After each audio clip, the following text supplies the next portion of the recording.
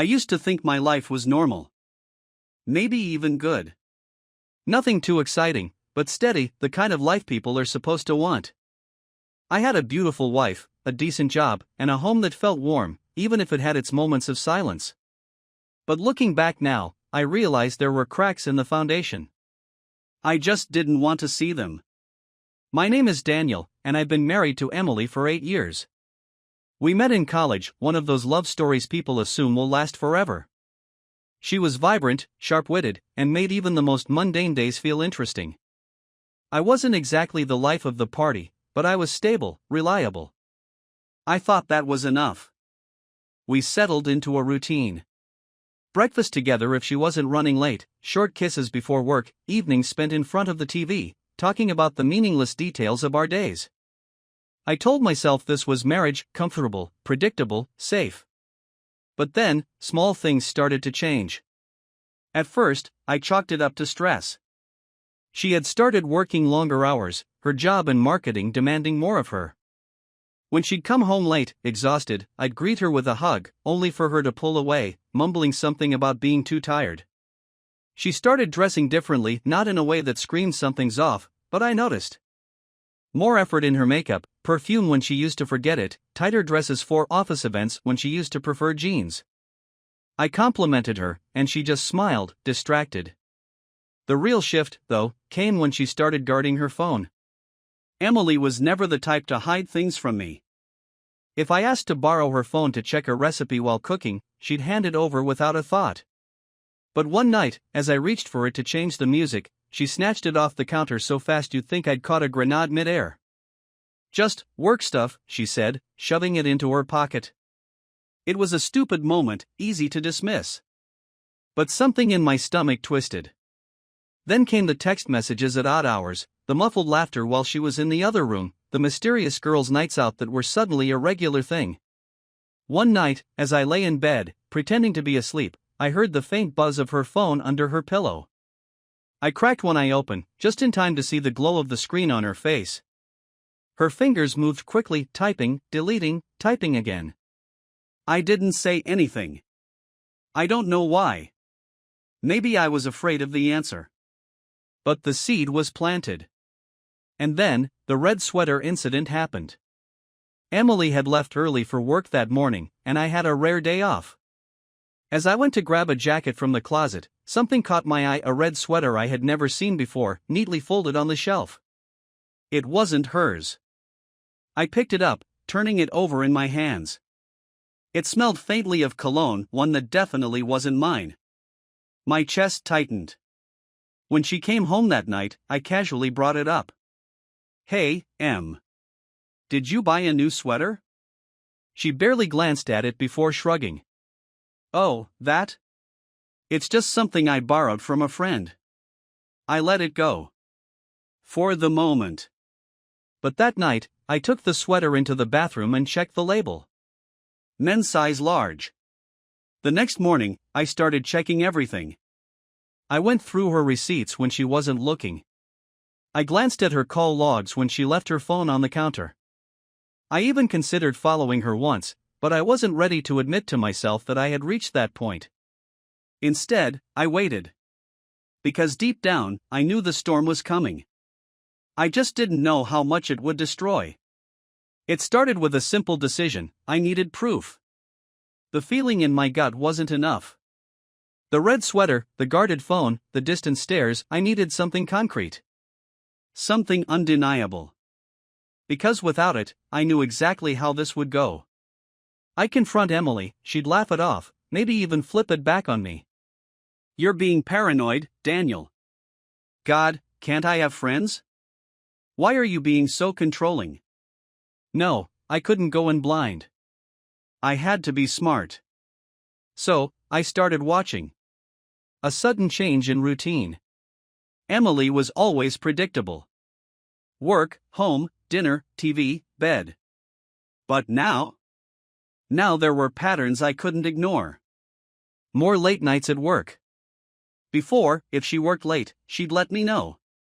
Lately, she'd just text last minute, "Sorry babe, running behind. Don't wait up." She started going out on weekends. At first, it was innocent enough. Brunch with the girls. Shopping. A coworker's birthday. But then I noticed she'd never invite me. Even if I offered.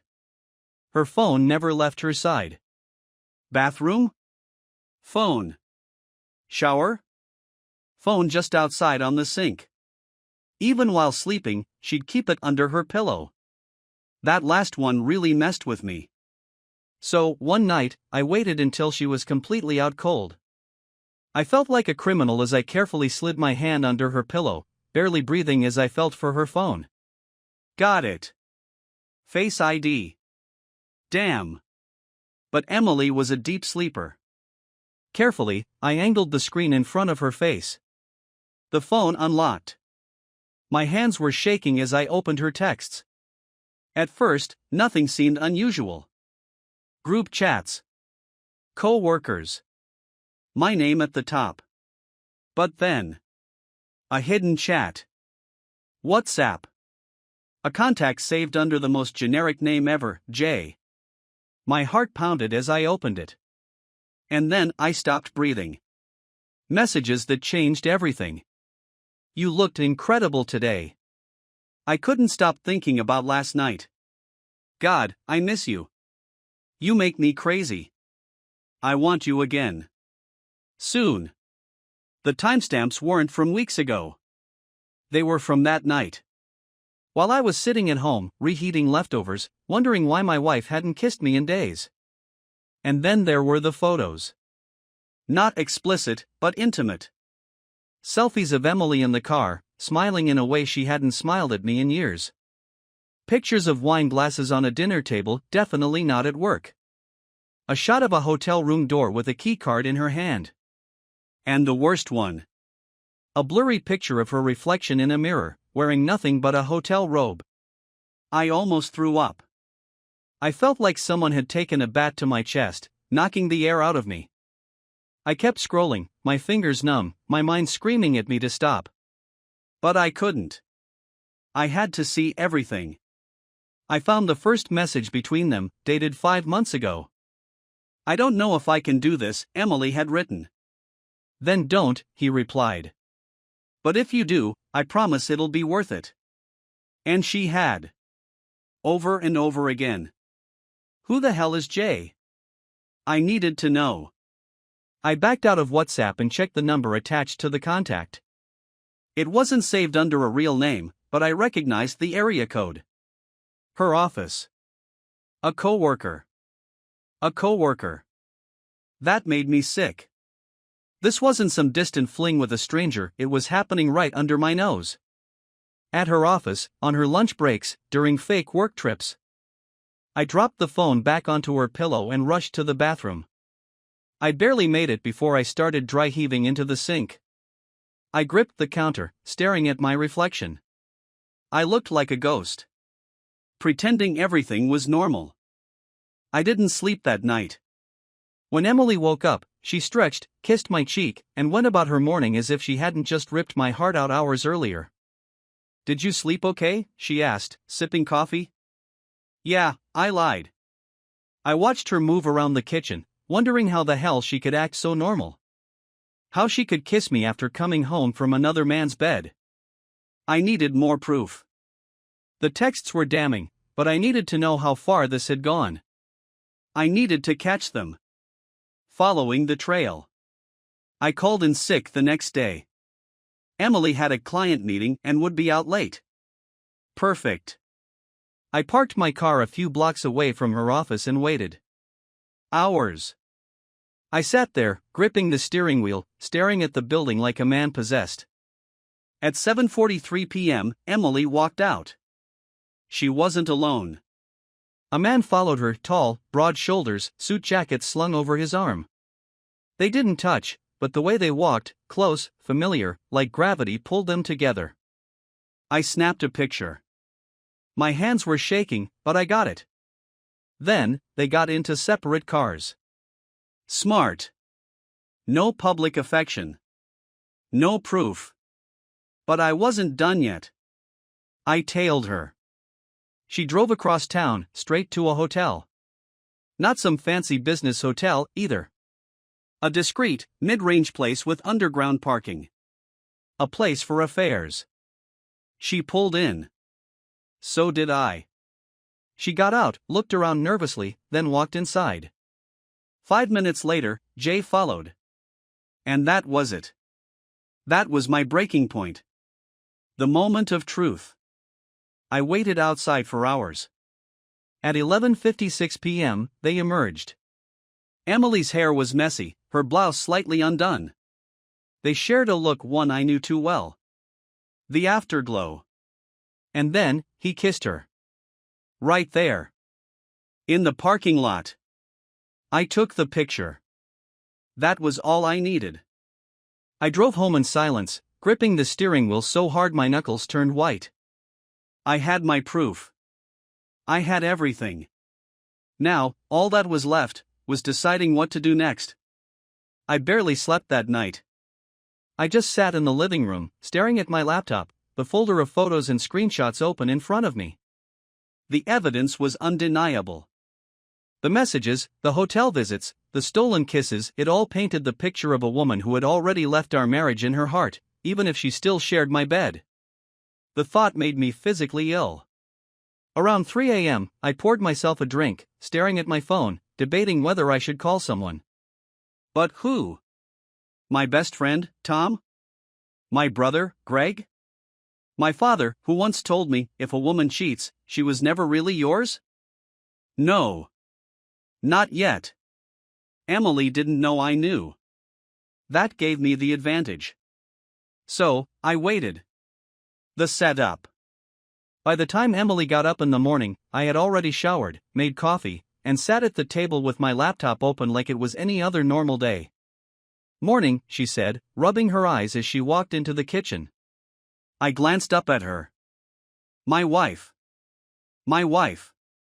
Dressed in the oversized shirt she always slept in. Hair messy, face still carrying the warmth of sleep. For a brief moment, I saw the woman I married. The one I used to dream about. The one who once looked at me the way she now looked at him. I felt nothing but disgust. You're up early, she commented, pouring herself coffee. Yeah, I said. Got a lot on my mind. She yawned, completely oblivious. That was the part that killed me. She had no idea that today, her world was about to shatter. I let her go about her routine, acting like nothing was different. We exchanged small talk, and for a brief moment, I wondered if she could sense that something had shifted. That the man sitting across from her wasn't the same fool she thought she'd been deceiving. When she left for work, she kissed me on the cheek. The same cheek she kissed after leaving his hotel room the night before. The rage that boiled inside me was barely contained. I needed her to feel it. I needed her to see herself through my eyes. The confrontation. That evening, she walked through the door as usual. I was waiting for her in the living room. Hey, she said, tossing her bag onto the counter. How was your day? I didn't respond. Daniel, she asked, pausing. I stared at her, silent. Then I reached for the remote and turned on the TV. The screen flashed to life. And then, there it was, the photo of her and Jay, kissing in the hotel parking lot. She froze.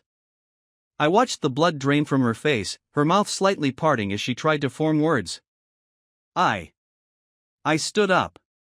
Slow. Deliberate. My heart pounded in my chest, but my face stayed blank.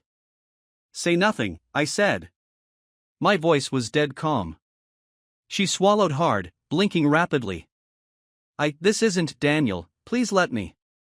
I picked up my laptop from the table and turned it toward her. Message after message. Photo after photo.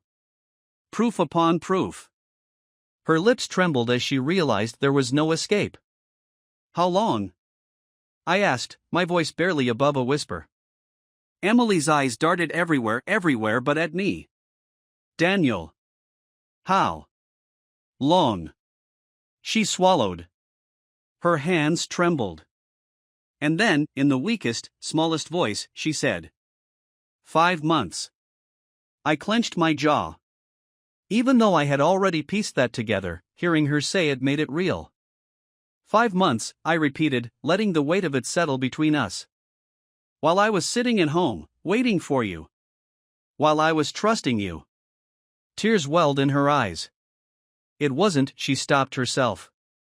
I never wanted to hurt you. I let out a cold, hollow laugh.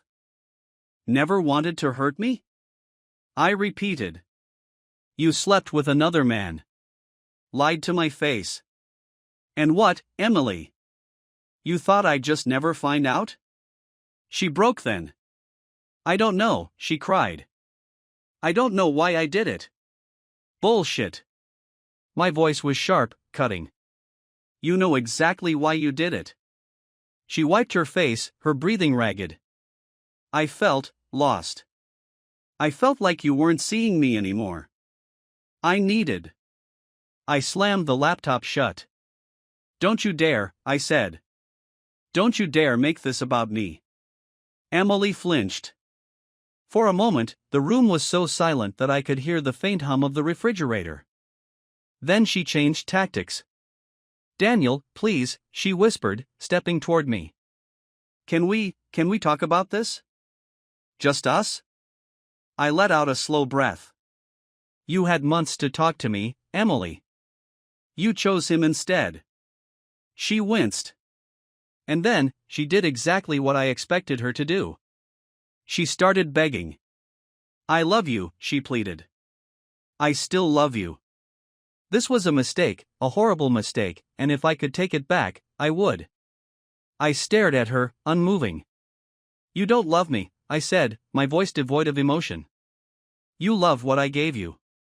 Stability. A home. A safety net.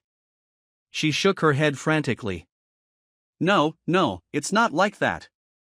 Yes, it is, I said coldly. Because if you loved me, this never would have happened. Tears streamed down her face. Daniel, please. I turned away. I want a divorce. She gasped. Like she hadn't seen this coming. Like she thought she could still talk her way out of this. Please, she sobbed. Can't we fix this? We can go to therapy, we can. I cut her off with a sharp look. Did you go to therapy before you spread your legs for another man? She flinched as if I'd slapped her. I felt nothing. No pity. No sadness. Just cold, hard finality. This marriage is over, Emily, I said. I will never touch you again. I will never trust you again. And I will never, ever love you again. She collapsed onto the couch, sobbing. I didn't care. Because the moment I saw that hotel photo, she died to me. Walking out the door should have been the end of it. It should have been the moment where I left Emily behind, let her drown in her own regrets, and never looked back. But life doesn't work like that. Not when you've shared almost a decade with someone. Not when your lives are still tangled together in legal paperwork, joint bank accounts, and a house filled with memories that now felt like a crime scene. Not when there were still things left unsaid. And most of all, not when Jay showed up at my doorstep. The knock at the door. It was 3 days after I left. 3 days since I watched Emily crumble, since I exposed her affair, since I dropped a bomb on Jay's marriage and walked away without looking at the explosion. I had been staying at a hotel across town, taking my time figuring out my next move. A divorce lawyer was already lined up. I had called work, taken some time off. I was waiting for Emily to try and reach out. To beg. To plead. And she had. A dozen missed calls. A flurry of text messages. Daniel, please, can we talk? I know you're angry, but we can fix this. I made a mistake, but don't throw us away. Please, don't do this. I love you. I never replied. Then, on the third day, someone knocked on my hotel door.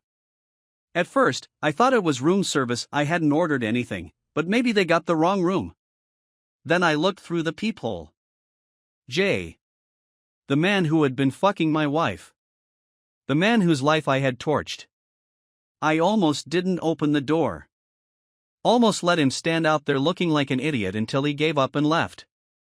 But something inside me, something dark, something hungry for more blood, wanted to see him. So, I opened the door. Jay stood there, looking like absolute shit. Dark circles under his eyes, stubble on his face like he hadn't shaved in days. He was wearing a wrinkled dress shirt, the same kind I'd seen him wear the night I caught him with Emily. I didn't say a word. Neither did he. He just stared at me, jaw clenched, hands shaking slightly. Then, finally, he laughed. A bitter, hollow sound. "You fucked up my life, man," he muttered. I arched a brow. "Oh? I thought you did that all by yourself." His expression darkened. "You had no right to call my wife." I stepped forward, closing the distance between us. "And you had no right to fuck mine." Silence. For a moment, I thought he might take a swing at me. He looked like he wanted to. His fists were clenched, his breathing uneven. I wished he would.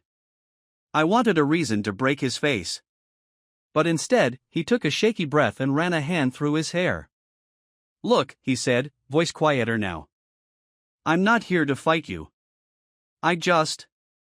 I need to understand." "Understand what?" I asked coldly. He swallowed. "Why'd you do it?" I let out a humorless laugh. "You mean why did I tell your wife?" He nodded. I tilted my head, studying him like he was some kind of fascinating new species of idiot. "Because she deserved to know," I said simply. "Because I would have wanted to know. And because I wanted to watch your world burn the same way mine did." Jay flinched, like my words had physically hit him. He exhaled sharply and nodded, like he had expected that answer. Yeah, I guess that makes sense." For a moment, neither of us spoke. Then, "I loved her," Jay muttered. I went completely still. Loved. The word felt wrong, like he had no fucking right to say it. My hands curled into fists at my sides. "You don't get to say that." He looked up, defensive now. I did. I shook my head. "No. You didn't. You loved how she made you feel. The thrill, the sneaking around, the stolen moments. That's not love, man. That's a fucking fantasy." His jaw tightened, but he didn't argue. Because he knew I was right. And then, he sighed. "She texted me," he admitted. "Said you left. That she wants to talk to you." I let out a slow breath, already knowing where this was going. "So what?" I said. "You here to play fucking messenger for her?" Jay hesitated, then shook his head. "No. He sighed again, rubbing his face. "She's not okay, man. She's a wreck. I think she really does love you." I scoffed. "You don't cheat on people you love," I said flatly. Jay flinched but said nothing. I stared at him for a long moment. "Go home to your wife, Jay. If she's still there." He swallowed hard. "Yeah," he muttered. "Guess I should." Then, without another word, he turned and walked away. The last conversation. I hadn't planned to see Emily again. But the next morning, I found myself standing outside our house. It still felt like ours, even though it wasn't anymore. She opened the door almost instantly, like she had been waiting. Her face was pale, her eyes swollen from crying. She looked like she hadn't slept in days. "Daniel," she whispered. I didn't speak. Just walked past her into the house. She closed the door behind me, lingering near it like she was afraid I would run. "You came," she said softly. I turned to face her. "This is the last time." She flinched. Tears welled in her eyes. Can we talk? Please?" I crossed my arms. "Talk." She wiped at her eyes, her hands trembling. "I know I can't undo what I did," she whispered. "I know I don't deserve your forgiveness. I said nothing. But, she continued, voice breaking, I need you to know that I regret it. Every second of it. I regret everything. I sighed. Emily, you don't regret cheating. You regret getting caught. She shook her head desperately. No, that's not. Yes, I said firmly. It is. She swallowed hard, her breathing unsteady. I love you, she whispered. I looked at her for a long, long moment. Then I shook my head. You don't even know what love is. Her face crumpled. I turned toward the door. I'll send my lawyer the paperwork. I don't want anything but my share of what's fair. She took a shaky step forward. Daniel, please, just one last thing. I stopped. Then, finally, I turned back to her. Why? I asked. She hesitated, then whispered the truth. I don't know. I stared at her for a long moment. Then, without another word, I walked out the door. And this time, I never looked back. Walking out of that house for the last time should have felt like freedom. I should have felt a weight lifting off my chest, a sense of relief that the nightmare was finally over. But as I stepped outside, into the cool evening air, all I felt was empty. I drove back to the hotel in silence, gripping the wheel so hard my knuckles turned white. Emily's voice still echoed in my head, that last whisper before I walked out. I don't know. That was the part that got me. She had destroyed everything, our marriage, my trust, my belief in what we had, for nothing. No reason, no excuse, just an impulse she hadn't fought. And now, I was left with the wreckage. The aftermath. The next morning, I called my lawyer. I want the divorce papers sent today, I said. He hesitated. Daniel, I know this is fresh, but are you sure you don't want to take a few weeks to? No, I cut in. It's done. And it was. I moved my things out that afternoon while Emily was at work. I took what was mine, the essentials, a few sentimental things. Everything else? I didn't give a damn. Let her keep the house. Let her sit in it, surrounded by memories that were now tainted. I wasn't going to fight over things. I just wanted out. The first days of freedom. The first night in my new apartment was the hardest. It was small, barely furnished. Just a couch, a bed, and a TV that I didn't even bother turning on. I sat there, staring at the blank wall, a bottle of whiskey in my hand. It hit me then. I had spent the last 10 years building a life with someone who never truly valued it. And now, I had nothing. No wife. No home. No sense of stability. Just a half-empty bottle and a pain in my chest that felt like it would never go away. I didn't cry. Not because I didn't want to, but because I had nothing left in me. The people who stayed.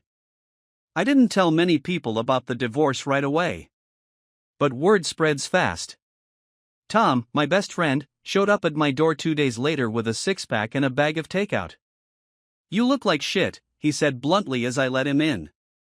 Feel like shit, I muttered, collapsing onto the couch. He sat down beside me, popping open a beer. So, what's the plan? I shrugged. Divorce. Move on. Tom took a sip, watching me. And after that? I had no answer.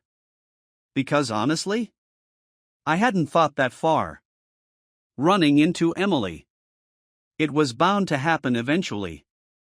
A week after I moved out, I was grabbing coffee before work when I saw her. She was sitting at a corner table, staring blankly at her phone. For a split second, she looked normal, like the woman I had spent years waking up next to. Then she looked up. And everything came crashing back. She saw me, eyes widening, as if she had forgotten I still existed. I could have walked away. Should have. But for some reason, I didn't. Instead, I walked right up to her table and sat down. She looked stunned. Daniel. I sipped my coffee. Emily. She swallowed, tucking her hair behind her ear. She looked tired, worn down in a way that made me wonder if she had finally felt the weight of what she had done. I didn't think I'd see you, she admitted softly. I live here, I said flatly. Not like I disappeared. She flinched. I know. Silence. Then, she whispered, how have you been? I laughed. Actually laughed. You don't get to ask me that, I said, shaking my head. Her eyes filled with tears. I miss you. I leaned forward. You miss me? I repeated. You miss the man you destroyed? A tear slipped down her cheek. Daniel, please. I held up a hand. No. You don't get to cry. You don't get to sit here and act like you're the victim. You made a choice. Now live with it. She wiped at her face, shaking her head. I made a mistake. I stared at her for a long moment. Then, finally, I said the words I had been holding in for weeks. No, Emily. You made a decision. And with that, I stood up. I didn't look back. Not this time. Moving forward. It took months before I felt normal again. The pain didn't disappear overnight. Some days, I woke up expecting her beside me. Some nights, I had to fight the urge to check her social media, to see if she had moved on faster than I had. But slowly, I started rebuilding. I went to the gym. Reconnected with old friends. And for the first time in years, I focused on myself. One night, I was sitting at a bar when a woman sat down next to me. She smiled. You here alone? I hesitated.